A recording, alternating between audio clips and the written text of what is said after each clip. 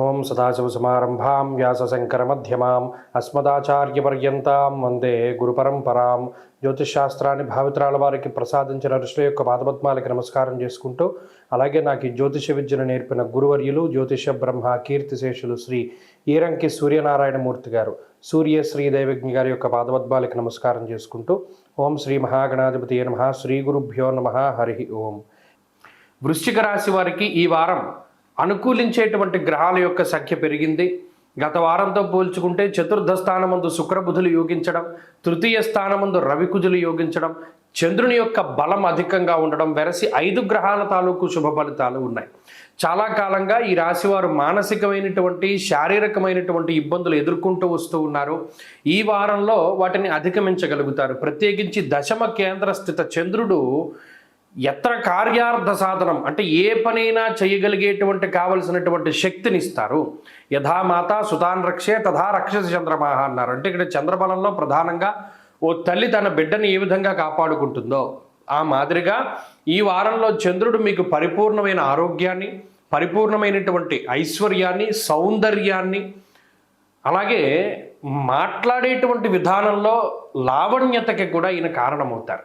మీరు గమనించండి, ఈ రాశ్యాత్తు చతుర్థ స్థానమందు ఉన్నటువంటి శుక్రబుధుల యొక్క యుతి నూతన వస్తువులు, నూతన వాహనములు, నూతన వస్త్రములు ఇటువంటి వాటికి కొనుగోలుకి ఈ గ్రహస్థితి సంపూర్ణంగా యోగిస్తూ ఉంటుంది.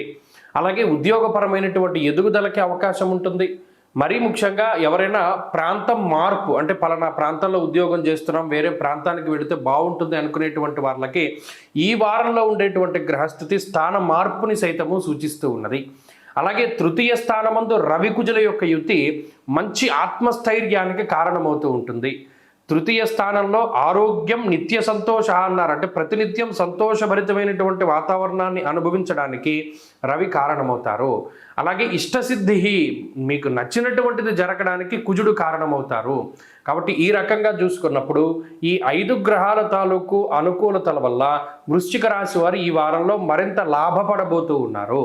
చాలా సానుకూలమైనటువంటి ఫలితాలే గోచరిస్తూ ఉన్నాయి.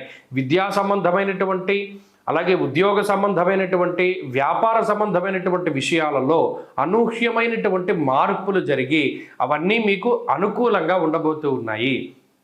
ప్రత్యేకించి కుటుంబ సభ్యులు ఏదైతే మీకు సపోర్ట్ లేక ఒక్కరూ కష్టపడుతూ ఉన్నటువంటి సందర్భాలు ఉన్నాయో అటువంటివి ఏమీ లేక కొంత సపోర్ట్ దొరికేటువంటి పరిస్థితులు ఉంటాయి. మీకంటూ కొంత మీరు సమయాన్ని వెచ్చించుకోగలుగుతారు, కుటుంబ సభ్యులకి సమయాన్ని వెచ్చించగలుగుతారు, సమయాభావాన్ని పరిపాలన చేస్తూ ముందుకు వెళ్ళగలుగుతారు.